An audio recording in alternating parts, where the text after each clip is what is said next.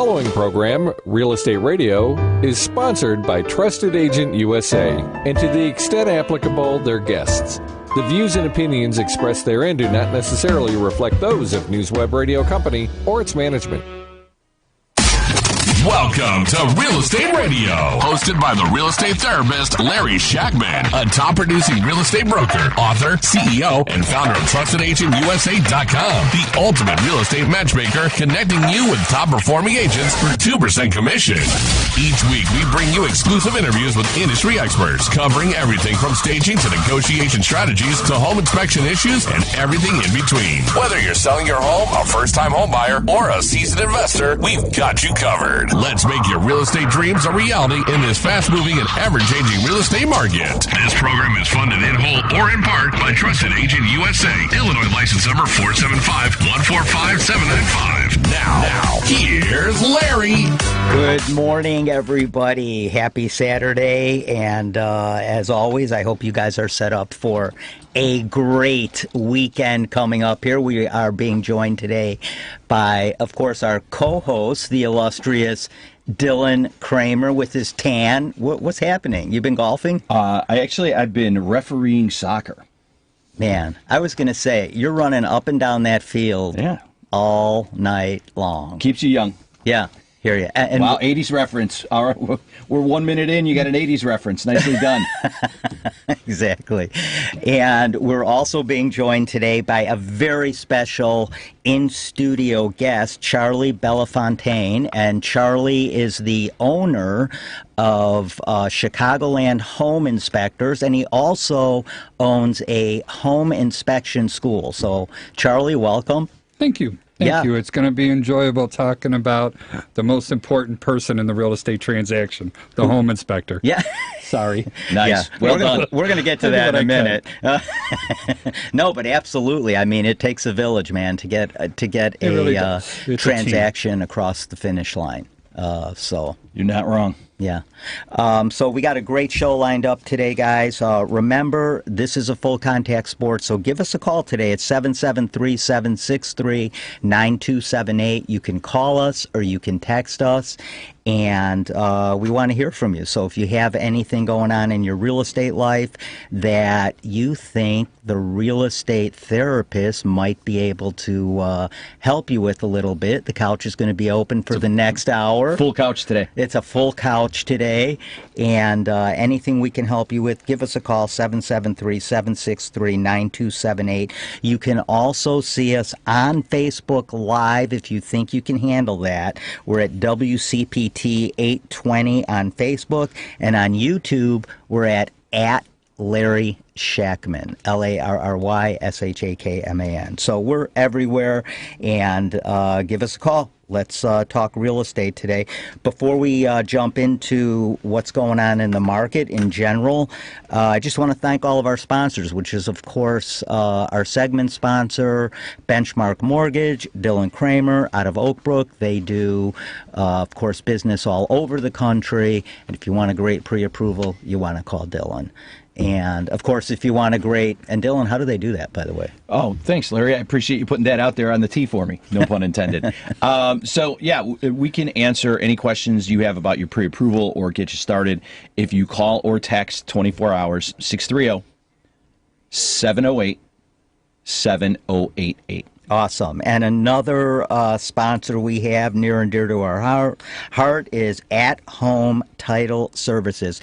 If you are a real estate broker in Illinois and you want to add another great menu item to the services you offer your sellers, become a registered title agent.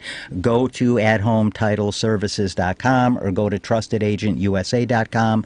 Click on our partners and go to the banner for At Home Title Services and sign up for their next virtual event. You'll thank me later, I promise you. And then finally, trustedagentusa.com. Save a ton of money whether you're buying, selling, or investing in real estate. Now, having said all that, let's jump right into the current state of the market. I'm going to fly through this, and then you guys, we are going to just comment on anything you guys think is that I missed here, which is happens, doesn't it? Okay. Well, there's a lot.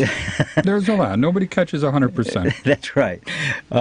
So first of all, inventory, and listen, these are facts, okay? So facts matter. This is not doom and gloom, but facts matter, and there's some good things going on. There's some challenging things going on. So right now, we're still experiencing a 25-year low in inventory.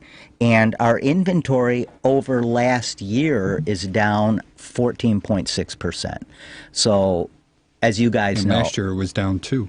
Yeah. So it's even lower than that. That's That's not exciting. Yeah, that's not great, but like we always say, it's cyclical, right, Dylan? I mean, well, I think that's an important thing, Larry. One of the things, and I was reminded on a not to bore you with all corporate speak, but I was reminded on a conference call this week that one of the things that we do, and not every lender does, but we're not the only lender that does it, is provide a renovation loan. And I think that the question at hand is, with this low inventory, not necessarily what's the problem, but hey, let's reverse that and ask ourselves, what's the opportunity? Mm-hmm. And now, I think Great. If you go in and get a house that's a little roughed up, hasn't been worked on, there was one in my town in Elmhurst where it was new construction in 1992, mm-hmm. and the folks who bought it were probably in their late 40s or early 50s. They've moved on, right, passed on, and now the people who are buying it from the estate, and it's got like those old birch whitewash cabinets. I mean, it looks just very, very mm-hmm. 90s. It's almost like a time machine. And, if you can get in and finance in the repairs, well, that's a house that might not be attractive inventory now, but then changes the inventory equation, I think, for the right buyer. Absolutely. With the right loan. I have done a lot of flips in my life, and actually Ed Gall, who is one of the owners at Home Title Service, also does a lot of flips. And you know what? Where other people see a real dog, we see opportunity. Yeah, I completely agree. I think that's the most important thing. I mean, we talked after the show last week, like, hey, some of this information can come off as negative, and mm-hmm. I just want to stay focused for the audience on the idea that we discuss the reality of the market. Absolutely. And then let's discuss what are the opportunities right. that whatever the market conditions create. If I may jump in real quick, my first home I bought was in Elmhurst, Illinois, over by Eldridge Park on the south end of town. Mm-hmm. And I ended up paying, I think it was 19.2% interest. All right. Obviously, this was in the early 90s. Right. And I heard of, people, my grandmother got a 2% mortgage, and she kept talking how that was a norm. I'm like, that'll never happen here again. Of course, it did happen. Right. That comes up in there. However, when you're talking about mortgage rates going up and supply and demand that changes in there, all that's going to do is drive the price of the house up. Mm-hmm. And this is the part that I just don't understand, or how do you get this point across, is if somebody wants to buy a house, but they don't want to buy now because they want to wait till the interest rate goes back down to 2 or 3, and now I heard we hit 8, and then I also heard that there's going to be more increases to the feds. They're going to do more increases. They're planning on it, I should say. They're intimating that, yeah. Yeah, they're planning on stuff like that, or at least warning people that it's going to happen. But it's like, to me, if you buy now and it goes up, well, your rate is locked in at low. If you buy now and it goes down, can't you just refinance? I mean, am I Charlie, dumb thinking that way? You're 100% right. I've said to Larry on occasion, and look, there's only 3 things if you buy a house today. There's only 3 things that happen to your interest rate. It goes down. You already control the house. Your value probably goes up. You can refinance, get mm-hmm. a lower payment. Things stay the same, at which point you've fired your landlord, or you've moved up to a more attractive house, and you haven't had to fight 20 people for it like you did 3 years ago. Maybe you have to fight 2 or 3 people for it, but you get the house. And if rates go up, well, if rates are at 9, you'll think you're lucky stars you bought in the 7s. Yeah. Mm-hmm. And I lived in that house from, when we bought it in 91, we sold in 2001. I lived there for 10 years, and we made more money than all of my mortgage payments, the original mortgage, and everything else. I walked out of there with a profit for our second house, then we moved out towards the Plainfield area. Well, the other thing that I think, and I was doing some training on this week. We have a pretty cool software tool that takes the growth pattern per zip code. And what it does is it says, hey, it's historically grown here for 2 or 3 or 5 or 8% per year, right? And if you turn around and you buy that house today, and it's literally called a cost of waiting analysis. Okay. And so the cost of waiting analysis says, hey, if you bought this place today for, let's say, $500,000 at 7, or you bought it in 6 months, but in 6 months you had to pay $515, but you got 6.99. You think you're saving money. You're not. No. Because you're going to pay more money over the long run. Yeah. So that cost of waiting analysis is a pretty cool tool for people to help figure that out. That is interesting, and that's, you know, that gets back to something else you mentioned a couple weeks ago, that value module. What was it called? The VAM or the value acceptance. Value acceptance module, which may affect appraisals moving forward. So there's a lot of stuff going on. Yeah, absolutely. And that happens with a changing market, right? I think that it's really important to be dialed in with your real estate transaction professionals, whether it's my side or either one of your sides, to make sure you have the right people on the team, because in a changing market, you not only have to have the experience to kind of stay calm, but you also have to understand what's relevant in this market. Yeah. Yeah, no doubt. A couple other stats I want to go over real quick, and we'll jump into them. Unemployment is the lowest in 3 weeks, which lets us know that there's still a healthy demand for workers out there, and that renewed, if you will, labor force momentum. So that's still going on. Credit card spending, which we talked about this a week or two ago, has kind of propped up the economy, is now waning a little bit because rates are going up. So people are starting to rein in that credit card spending. You know, Larry, we know it's not smart to borrow money at 20%. It's No. surely not smart to borrow money at 30%. I can hear you, right? My mortgage was 20%. Yeah. I'm here in the room. All right? That's right. And it wasn't so bad then. You know, it was only a $100,000 right, house. I was going to say the house was $100,000, not Right. $500, but So- but I get it. Yeah. Real quick, where are we at right now with rates? Just so that we know, without dwelling on it or I anything. think the base, the most folks are looking at somewhere in the 7.5 range. About the 7.5 range. Okay. And so new construction sales hit a 17-month high and are 32% higher year over year. And that is builders, again, filling in that gap. But we also talked about how builder sentiment as a result of rates has been dampened a bit. I agree. I think that it's a good time to be a home builder overall, though. Let's not kid ourselves. Yeah. Oh, 100%. Without a doubt. I mean, they're filling in that gap of low inventory. And so here, national median home sale prices. Nationally, we're at about $407,000, the median home sale price, which is up about 1.9% from a year ago. In Chicago, and we all know that, real estate is local. So what's happening in Chicago is completely different than what's happening in North Carolina or what's happening in L.A. or Florida or anywhere else. Or Lincoln Park. Or Lincoln Park. What's happening in Naperville is Exactly. different than what's exactly. So it's all local. But in Chicago, in Chicago Metro, according to MRED, the median sale price is $316. Now that's up about 4% and about 10% year over year.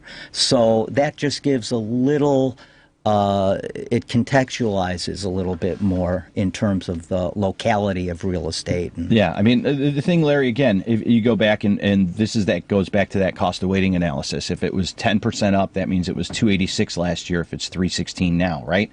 And so if you have to finance another $30,000 at, even if you got a lower rate versus last year, which you wouldn't have. I mean, last year you would have gotten 6 3/4 and the 286.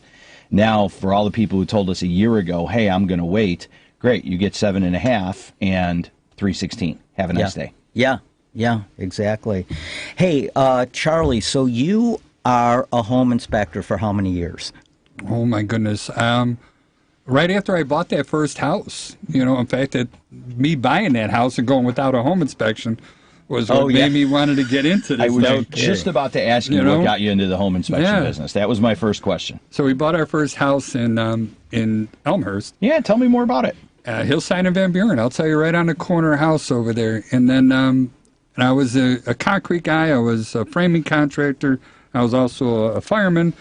And I'm like, I don't need a home inspector. I could do this on myself. And so everything was fine. Found a broken window, and we moved in. Then I decided to take a bath. I'm normally not a bath guy, right? So I took a bath in there. Well, the overflow of the tub was damaged, and water, as soon as it filled up and I got in, water was coming into the kitchen. The flat roof portion of the house, that started leaking. And I'm a young pup, right? I didn't have a lot of money, so I had to borrow. I just got married, too. I had to borrow money from my in-laws to get the roof fixed. So don't worry, I'll take care of your daughter here. And by the way, can I borrow some money for a roof? We actually told that story in This Old House magazine, and they printed all that stuff, which was pretty cool.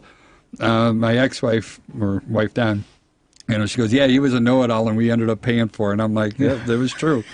It was so true. And then it's like, I saw an ad in the magazine. I'm like, this is something that's cool, and, I wanted to do it. So I've been doing it for 30 years, and once I left the fire department, I retired from that. I decided to build it up, and now it's 14 inspectors in the company. We gross about 1.2 on an annual basis, and we got 1,700 five-star reviews. And so how do people get in touch with you if they're looking for a home inspection and they just bought a house? The easiest way is Google the best home inspectors in Chicagoland, and we better show up way up there. But our phone number is 312-544-9180, or you can go to our website, thehomeinspectors.com. Awesome. Now, you also own a home inspection company, a home inspection school, excuse me. What's the name of that school? Home Inspection University of Illinois. Okay. And so anybody that's interested in getting into that business and being certified as a home inspector, and am I using that word right? Certified as a home inspector, or We're licensed by the state of Illinois. Licensed as a home inspector. Yeah. Okay.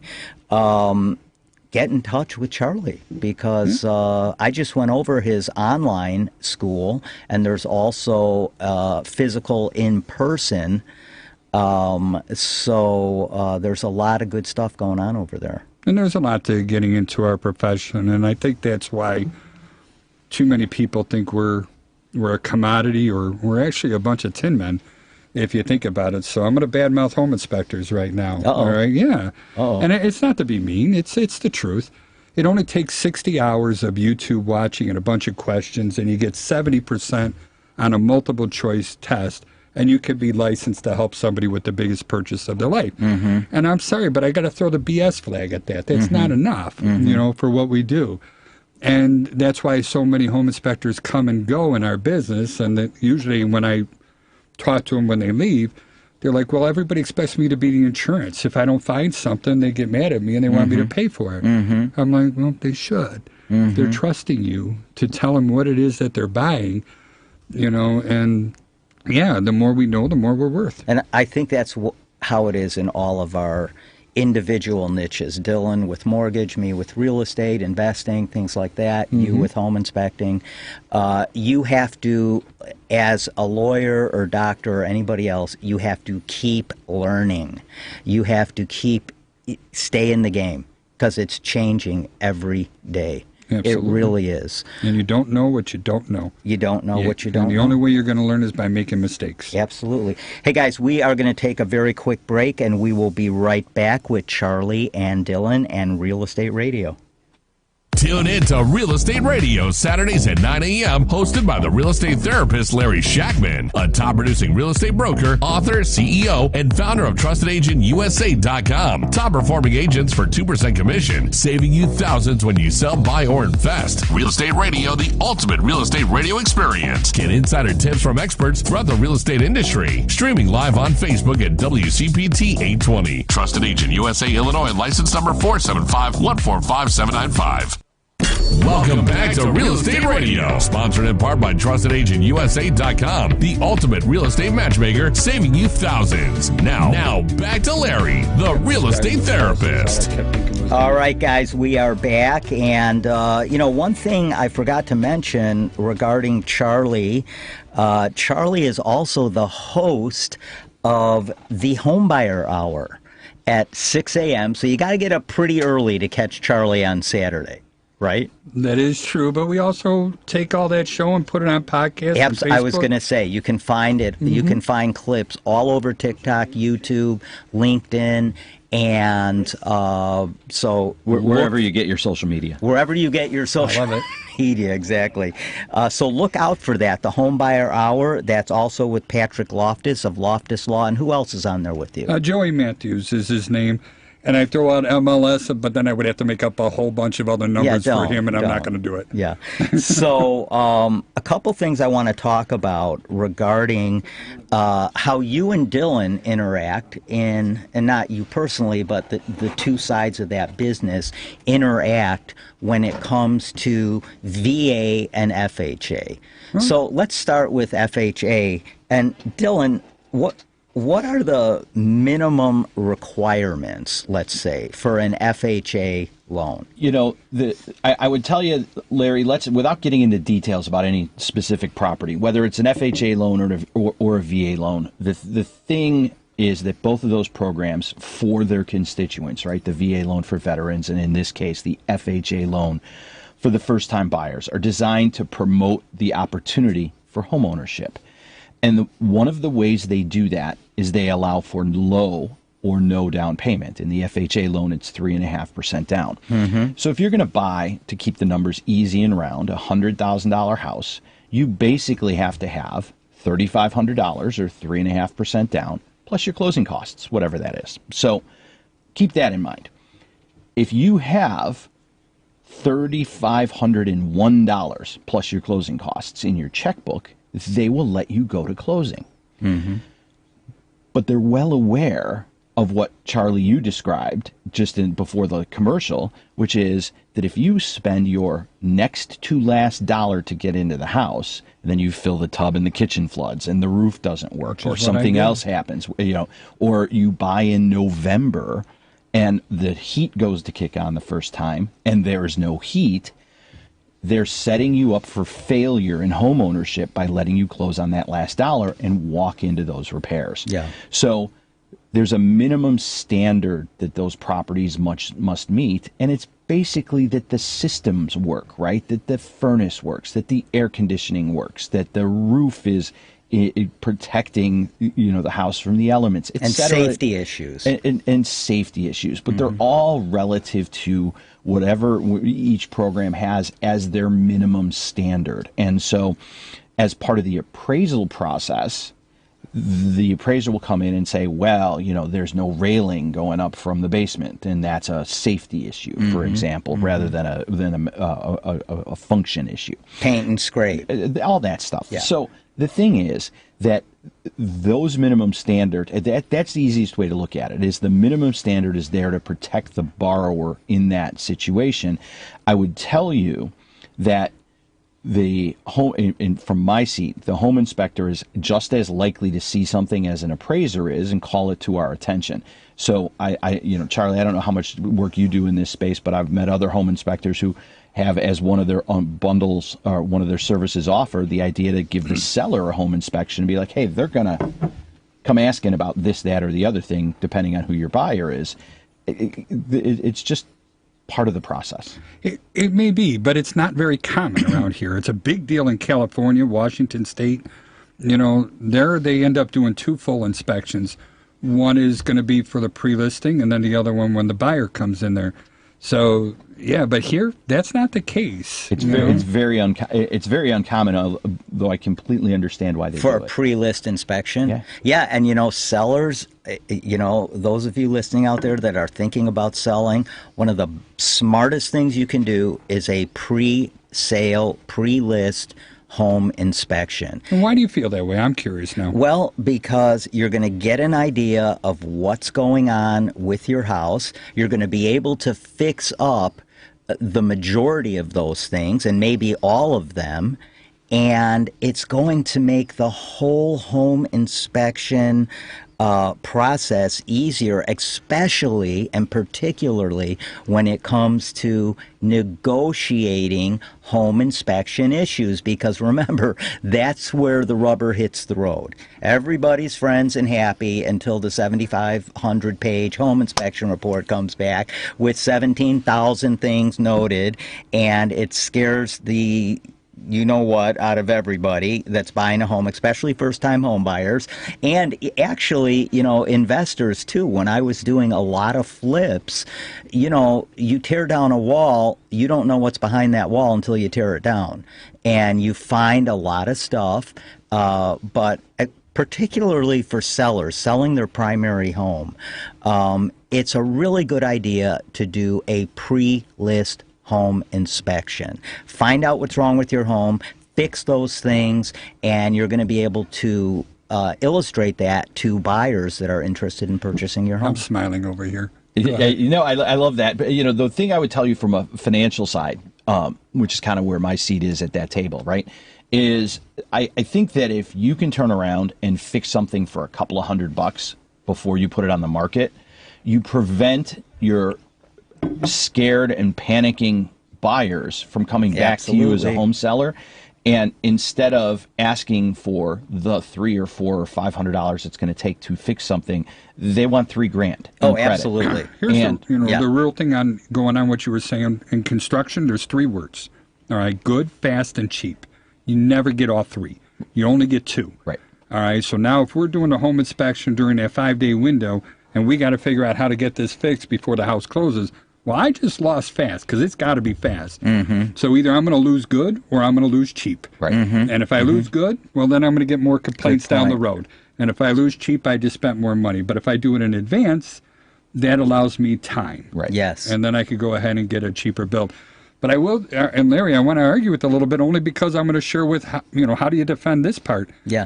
A lot of people say that buying a house is kind of like a relationship. Mm-hmm. And when you come in there and you start looking at houses, it's like dating.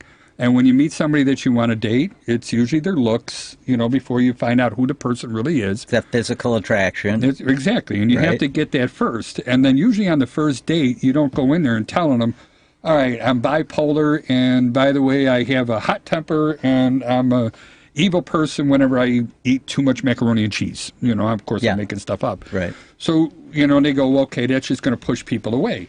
And this is the argument I hear about pre-listing inspections. Why would I want to tell somebody everything wrong with the house before they fell in love with it? Well, that is a great point. Larry's got your answer. But here's what we're going to do. We're going to do the pre-listing inspection. We're going to find out what's wrong with the house, and we're going to fix it. And so when the buyer comes in, who is also, of course, inevitably going to do a home inspection, I would not advise any buyer to purchase a home. I don't care if there's 75 offers on the table and everybody else is coming in and skipping home inspections and they're overriding appraisals and appraisal gap and all the rest. You got to do a home inspection. You're buying the biggest, most important purchase of your life is your home. You have to do a home inspection. I would highly recommend that. So we're going to fix all that stuff. So when they come in and do their home inspection, they're not going to find any of that stuff.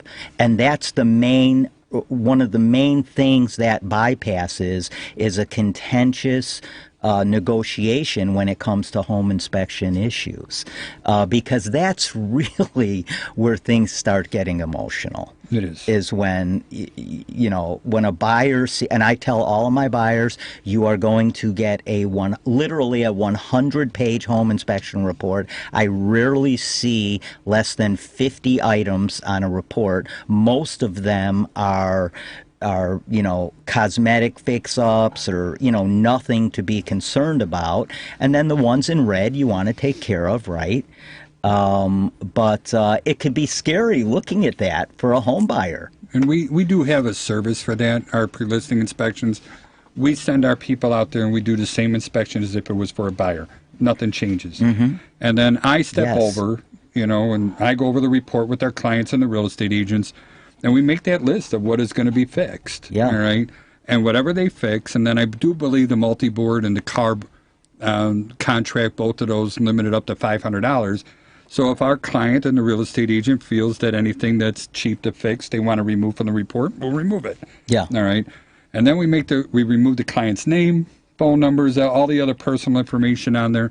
Then we make the report public, and we put it on a website called Move In Certified. All right. And then we also guarantee that work. So now what happens if somebody goes ahead and puts a contract on a price as a listing agent, okay, here's an original home inspection. Mm-hmm. Excuse me. Mm-hmm. Here's a home inspection we did. You're welcome to do your own. Mm-hmm. And the good news is this company here, they'll stand behind it. If your home inspector finds anything that's over $500 more or anything that we didn't document in here, we'll fix it.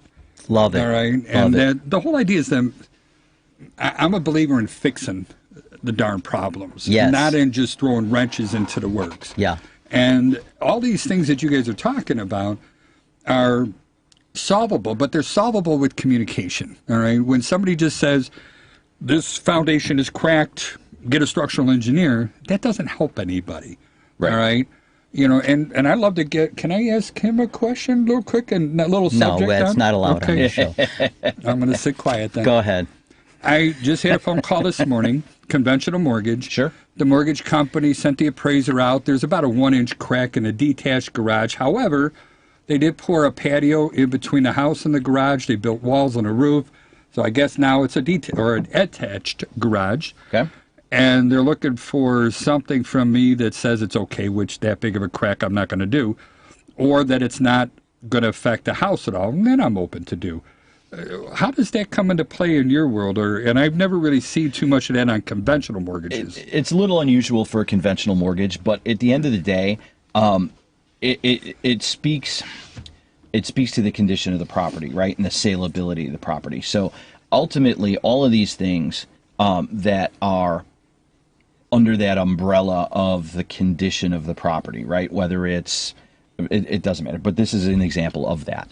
It speaks to the idea that, and this was explained to me 10 years ago during the crash, right? So the idea here is if for some reason something happened, you went to closing, you lost your job, you can't make your first payment, and they have to just take the house and put it right back on the market, that they can sell it immediately without having to do repairs. Mm-hmm.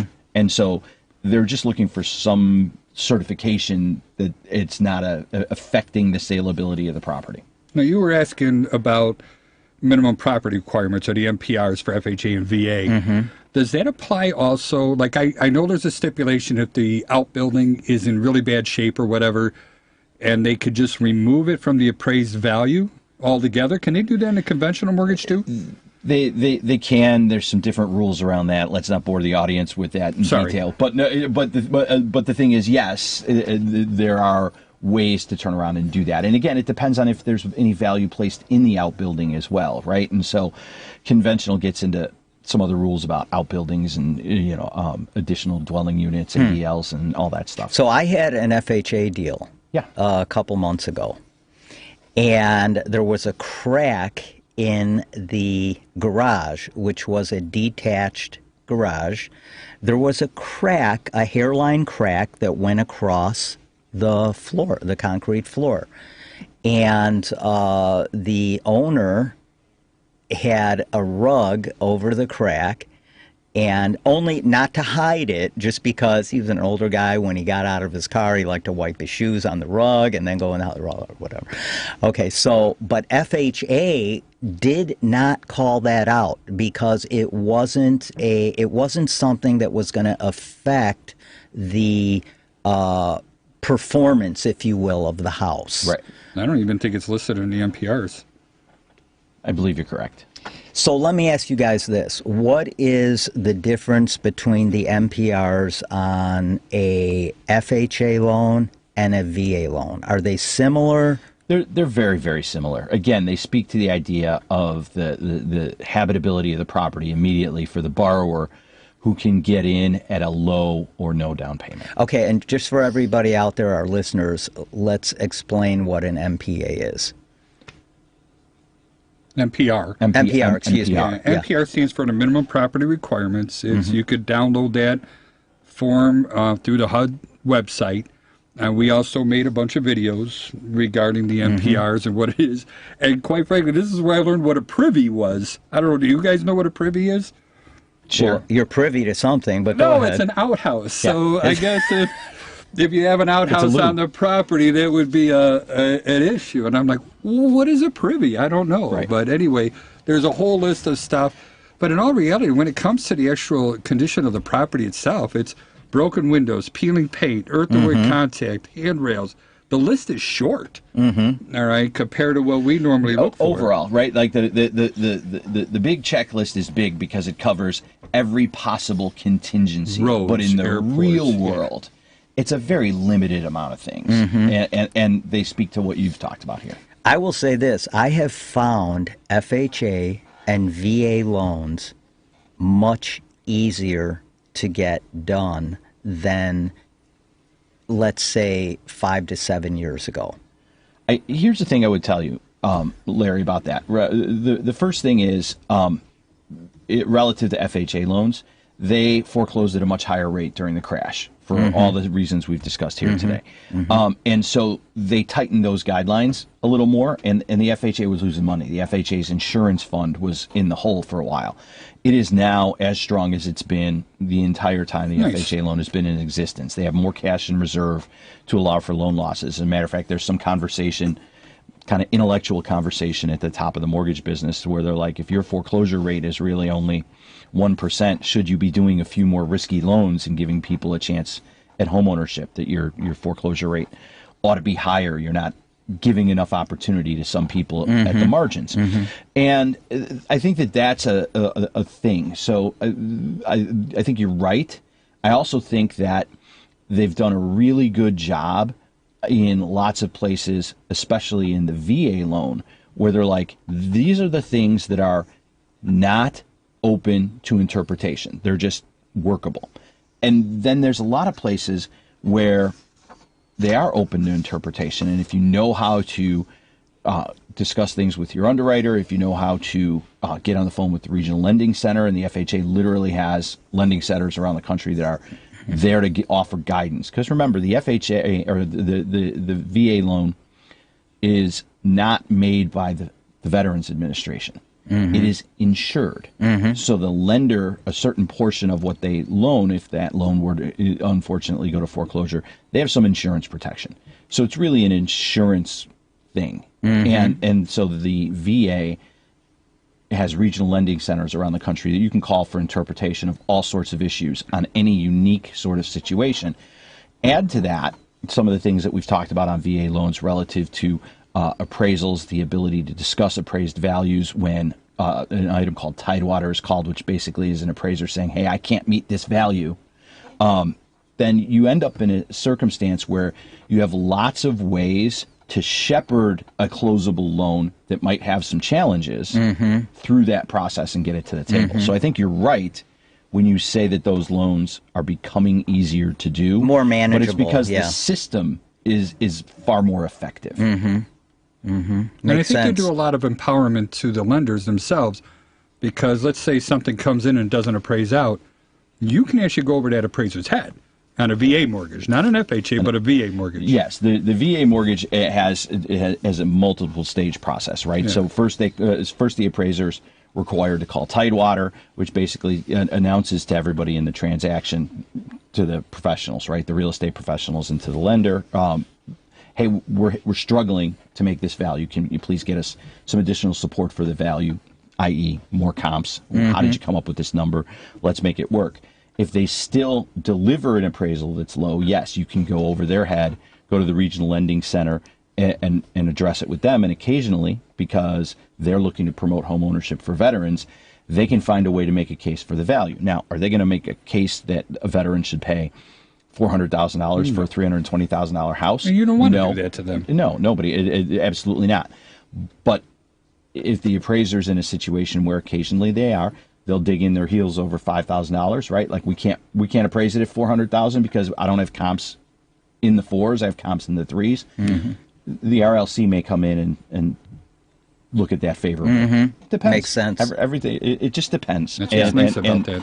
So, but that's I think when I advocate for the VA loan and for veterans, it's because of these opportunities to create home ownership opportunities for them. And I think it's the strongest loan program versus any other loan program out there. Yeah. And a lot of people take advantage of it, and rightfully so. And should. And rightfully so. Absolutely. A lot of these 2 flats and 4 flats that I sell are house hacks, where people are going to come in, they're going to buy it with an FHA loan. They're going to put 3.5% down. They're going to live in one of the units. They're going to rent out the other 3 or 2, and they're going to pay for their own unit. And they get to do that with 3.5% down on an FHA loan. Larry, you're 100% right, and I think that is, we ought to do a whole show one Saturday just on house hacking. Yeah, right. Like just, I agree. But let's talk about that when we're done. But I think you're 100% right. Look, at the end of the day, there's some math for the mortgage where you get to qualify with the rents on the property as well as your income. And if you're a first-time buyer, if you're somebody who's interested in becoming a real estate person, right, a person who owns property, a person who is a landlord and collects rents, the hands, and frankly, I did this with a 3-flat that couldn't have been 10 minutes from here. Speaking of the 90s, Charlie, I love it. My brother and I bought a 3-unit, and you had a hair band in the 90s. Yes, too, I did. I had hair. Okay, never mind. Not only did I have a hair band, I had hair. Whatever. But the thing is that my brother and I owned a place on the northwest side. It was funny. In 1994, we bought it out of foreclosure, and foreclosures were so rare in those days, and technology was so not advanced to the point where it is now. It wasn't. That wasn't there. Literally, the lender, which was the old Harris Bank, sent a representative to the closing to make sure that they collected their proceeds. Oh, really? Yeah. No kidding. Yeah, for sure. So we did the closing. They're like, congratulations, you're funded. Here's your keys. And then this person who was quietly sitting in the corner stood up and was like, I'm from Harris Bank and I'm here for our money. Hey, you guys, before we go any further, I want to do some quick, shameless promotion of all of our great sponsors. Of course, Benchmark Mortgage, Dylan Kramer. You want to get in touch with Dylan, you give him a call at 630-708-7088. The call and text line is open 24 hours. Yeah, and guys, don't be looking for a house seriously without a pre-approval. You're wasting your time. Don't do it. You won't even know what price range to look in. So it's super important to do that. Call Dylan. The other sponsor I want to thank is At Home Title Services. If you're a real estate agent in Illinois, you need to become a certified title agent. This is going to increase the services you can offer your sellers and also increase your bottom line. So it's a win-win for everybody. Also, TrustedAgentUSA.com. Go there if you want to save money, whether you buy, sell, or invest, and work with the top performing agents in your area, in your local area, wherever you are. If you're watching us on TikTok, YouTube, and you're in North Carolina, you're in Arizona, you're in Nevada, we can help you. So go to TrustedAgentUSA.com, find out what we do. And of course, Charlie, if someone needs an amazing home inspector and get a report that's going to scare the living whatever out of them, how do they get in touch with you? Well, our phone number is 312-544-9180. I am not open 24 hours a day. Yeah, please don't do that. But normal business hours, if you press option 3, you could always talk to me and I'll answer any questions and that. But yeah, it's Larry, it's that scare the bejesus out of people. That's where we all fail. If all we have to do is explain the ramifications. Communication. That's the key. And we as a profession, and I'm talking real estate, home inspector, even mortgage people. Absolutely. There's very few in the group that have figured out that if you just give the accurate information, you're good. You're good. You're good. Your clients are going to be happy, your reputation is going to improve, and your business is going to grow. You know, it's funny you say that. I put all of that under the umbrella of transparency, right? And so Larry has probably seen this, but when we work with a client up front, we have to send them what's called a loan estimate or a disclosure. And so lots of times people just send those, right? Or lots of companies have a desk that sends them because there's some compliance I have to issues. do that as a title agent. Right. They can cost you money, right? So, but what we've done at our company, and I think it's the best way to do it, is we're in charge of that, and we generate it, and it goes out electronically for electronic signature.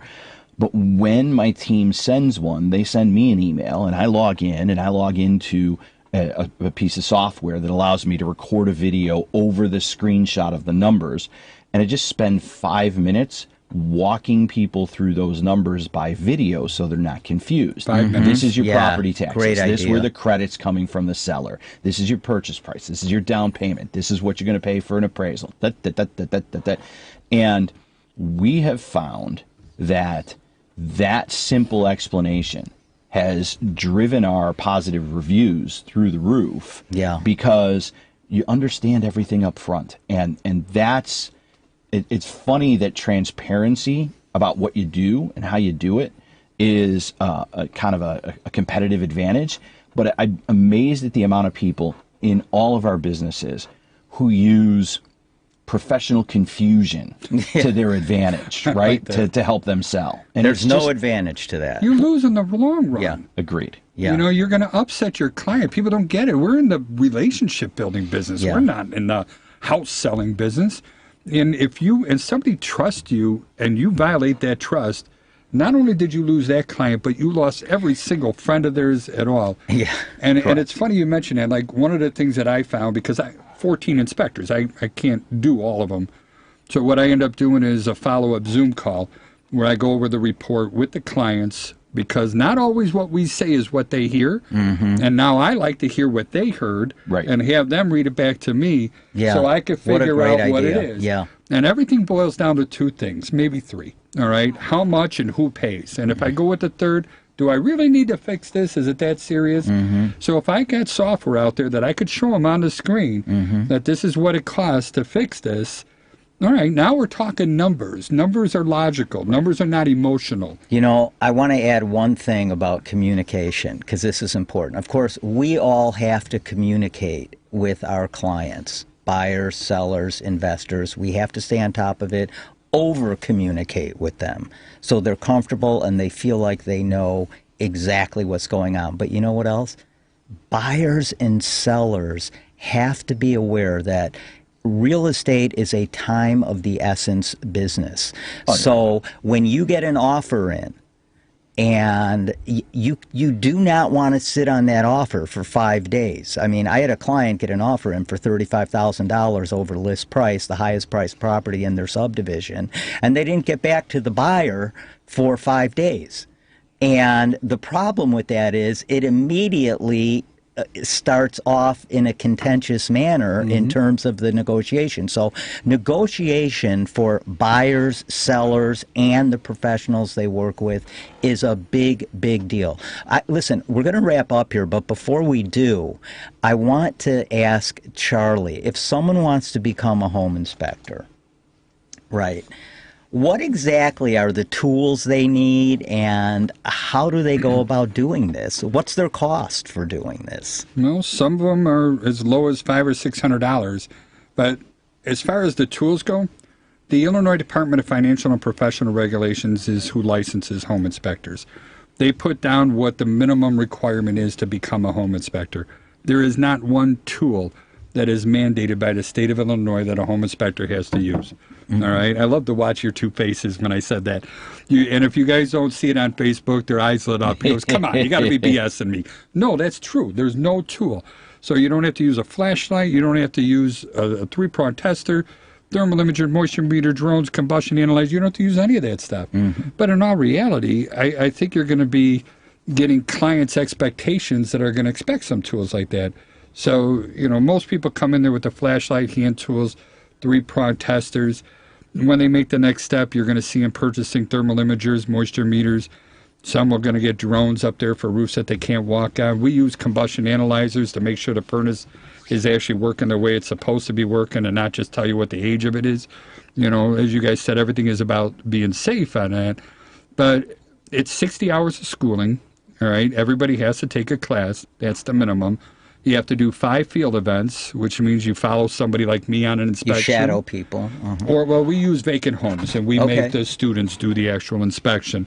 And then you have to get 70% on a multiple choice test. And, that's been, and I'm also the president of the Illinois Association of Home Inspectors. I'm also our main lobbyist. So I deal with the IDFPRs. We change our act and our regulations. And I got them to raise that test to 75%. But now, what about drones? Because, a lot of home inspectors now are, when you get into inspecting 3 flats, 4 flats with flat roofs, you're not going up on that roof. So a lot of inspectors don't. And a lot of inspectors are using drones. So what is the percentage of inspectors, and do you have to be FAA certified to be doing this? Second question first. The answer is yes. Okay. When you use a drone for commercial purposes, you do have to have a Part 104 license through the FAA. And as far as getting up on the roof, that's our primary.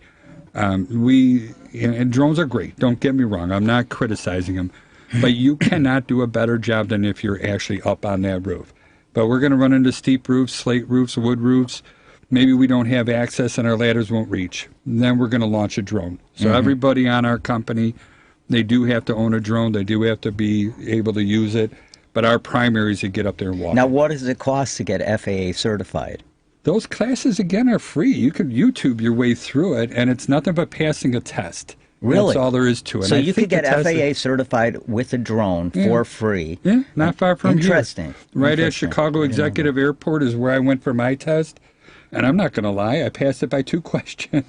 All right? But I passed it. There you go. Hey, listen. And for me, it's not that big deal. These drones are easy to fly. You launch them, you take your pictures, you land them, and be done. Yeah. It doesn't work well when we have the Bears are in town or the president's driving around. Our drones won't launch then. Right. If there's any sporting events or you're too close to the airport. But no, it's not that difficult at all. Yeah. And I think the test was $75. Awesome. So listen, you guys, if you're interested in becoming a licensed home inspector, you got to contact Charlie. One more time, what's your number? It's 312-544-9180. But even if you're a real estate agent, I mean, think about this, Larry. How about you coming through our program? Now you learn, you're not going to recall all of it, but you're going to know some more. And now you're doing a showing and you're like, oh yeah, Charlie's team is going to call that roof out. Charlie's team is going to call these gutters, coming across here. This foundation, this is that 2-directional movement he was talking about. You're preparing your clients. That is exactly where my mind was going with this whole thing, because that is a great thing for real estate brokers to do as well. Dylan, what do you got to wrap up with? Larry, at the end of the day, I think that we continue to be in an interesting market, and I'm really excited about what Charlie shared today, because it continues to prove home, no pun intended, that you absolutely need professionals in your corner. Yeah. And, the challenge, like we talked a lot about last week, is to understand the current market. So whether it's numbers for selling or numbers for buying or pre-approval, whatever it is on our end, we're always here to help. All right. Well, I want to thank Charlie Bellefontaine. I want to thank Dylan, as always, Kramer. And if you guys need to get in touch with me regarding any of your real estate needs, call me direct, 630-921-0611. Thanks for tuning in to Real Estate Radio. Check us out next Saturday. Love you guys, and we'll see you again soon. Thanks for joining us on Real Estate Radio with your host, Larry Shakman, the real estate therapist and top producing broker. Now, go to TrustedAgentUSA.com and save thousands when you sell, buy, or invest. Illinois license number 475145795. Tune in next week for the ultimate real estate radio experience.